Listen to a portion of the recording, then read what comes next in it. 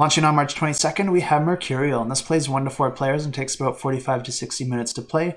And this is a game where players are different spellcasters trying to manipulate the elements to craft different spells, and then cast those spells in order to perform heroic feats. And players will be starting the game each with their own unique class represented by a player board, and this is going to come with some unique abilities as well as different starting resources. And players will be trying to gain different crystals and mana and manipulate different elemental dice in order to forge different spells in order to cast them. And there's 6 types of elements that players will be trying to take advantage of. There's the fire, water, lightning, earth, ether, and the void. And the way that this game works is that players are going to be taking turns drafting skill cards into their hands, and these skill cards are going to allow those players to manipulate their dice in different ways.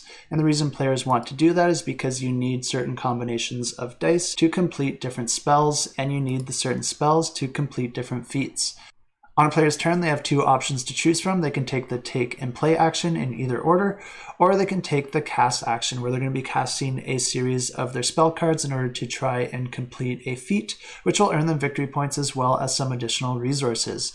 But if a player is taking the take action, this actually has a few sub options within it. They can either take a skill card from the central row, which is accessible to all players, and the leftmost card in that row is going to be for free. Whereas if a player decides to take any other card, they just have to put a resource on that leftmost card, which makes it more and more valuable each time it is not taken.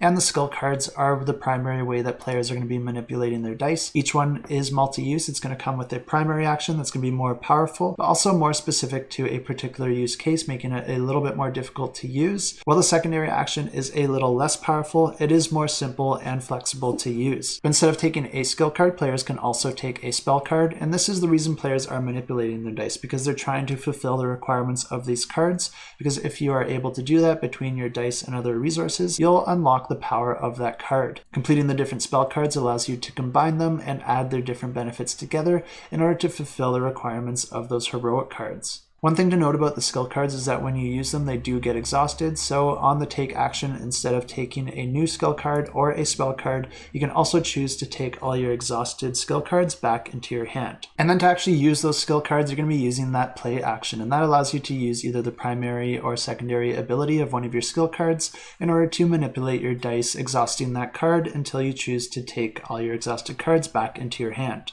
And this is a great picture here because it kind of shows the entire life cycle of the game with the different cards and the elemental dice, because you have your skill cards here that you're going to be collecting throughout the game in order to manipulate your different elements on the dice, in order to fulfill the requirements of your spells, in order to gain the powers that that spell offers to work towards fulfilling the requirements of these different feat cards. And now that you fully understand the way that this game plays, I think it's a good time to mention that this one is also my personal pick of the week.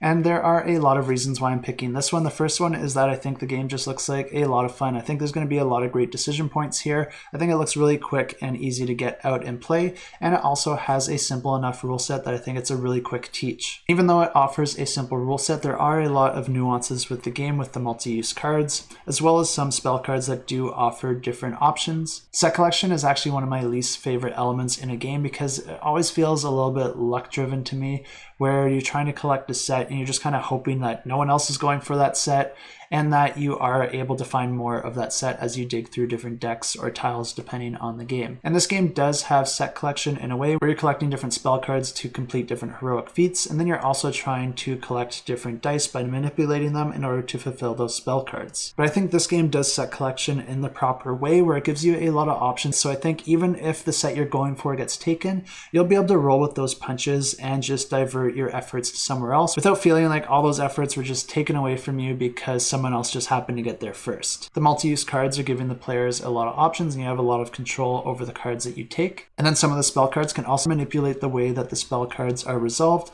so you can actually line yourself up for multiple heroic feats at a time. So if one does get taken, you do have another to fall back on. So I think this game does offer a really solid design where it's going to strike that balance between just the right amount of randomness between the dice rolling and the cards that get drawn, but then give the players enough control to mitigate their dice rolls and choose the types of cards they want to involve in their play. And each one of us does have our own preferences of how much strategy versus how much randomness we like to see in a game. I think most of us do land somewhere in the middle where we want to feel like we can improve and get better at a game, but that if we've played it more than someone else, we don't feel like we're just going to destroy them and they have no chance. But of course, a board game is not completely about the game itself, but also about the entire experience that it gives. And part of that experience is the visual design, and the artwork and graphic design in this game, I think, is one of the best. I really like the way that these cards look. There's so much detail and intricacy in the way that they're designed, but then the important bits of the card really pop and are easy to see, so I don't feel like the artwork is diminishing the gameplay in any way. And this being my pick of the week isn't all about the gameplay or the graphic design, although I think both of those look really solid, but it's also about the designer's history and my experience with their previous campaigns and what I've seen out in the community.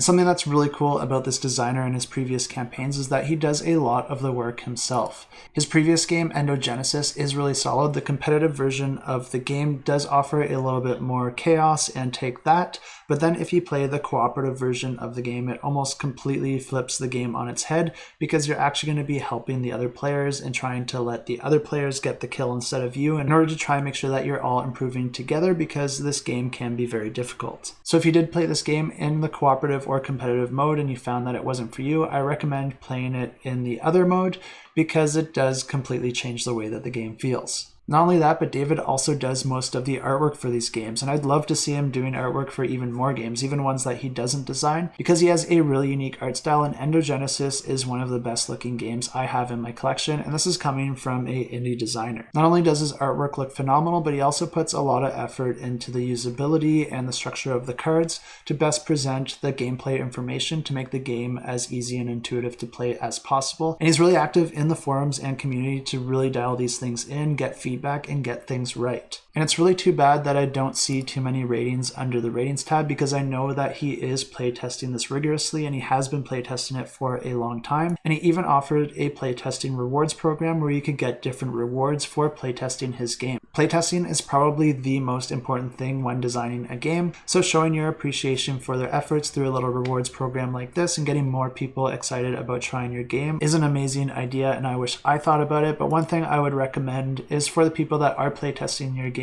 I'd also ask them just to leave a review under the ratings and comments section on BGG, because a lot of people will go here to see what other people thought about your game. And if you are doing all this playtesting and effort, and from what I'm seeing, this game looks really solid, so I would expect there to be a ton of positive reviews here. And there's one more thing I want to mention here, and it's something that I have mentioned in the past, and it's something I want to see from a lot more publishers in the future, and that's the concept of financial accessibility. And what I mean by that is that you really want to offer a pledge level in your campaign that makes your game accessible for people who just want to experience your game. That means not paywalling people with deluxeified components or additional expansions, or just making your game ridiculously expensive just because you have some exclusive content thrown in there. And David's previous campaigns, as well as this one, will offer a very reasonable entry point, as well as options to deluxeify and upgrade your game if you are interested to do so. And if you want me to just sum up everything I think about his previous campaigns and what I'm seeing from this one, I think that David Go just runs some of the best campaigns I've ever seen on Kickstarter. He really seems to care about his backers, put a lot of thought into the decisions he's making around his campaign,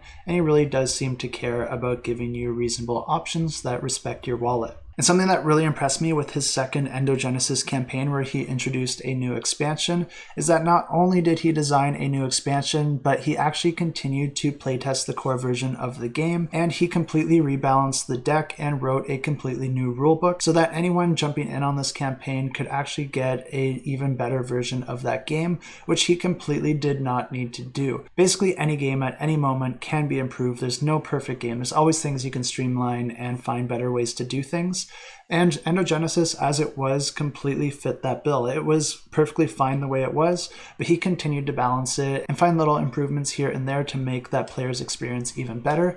And for me as a previous backer, I was fully expecting this to cost me a ton more money if I wanted to replace those cards with the newer ones, because that's what I've experienced with other publishers and other campaigns, but this was actually included in the upgrade pack completely for free. So when I see all this, it really gives me that impression that David did all this out of a passion for the game and providing his best possible product to his backers, while also understanding how to deliver those changes to existing backers without a huge financial burden on them. Because often in these situations, backers are faced faced with two decisions, both which are less than ideal, and that's that you get the new upgrades and changes, but at a cost, which makes you feel like you're kind of paying for those cards twice, or you stick with the cards that you have knowing that there has been improvements that you're missing out on, which either way you go, you're kind of disappointed that you're missing out or that you had to pay extra for something that you've already paid for. And I'm just really impressed that as an indie publisher, David was able to recognize that and then avoid putting backers in either of those positions. So really amazing work here all around, and I'm really glad to see that this game looks like it has a really solid design as well, because this is the kind of behavior I like to see from our publishers and designers,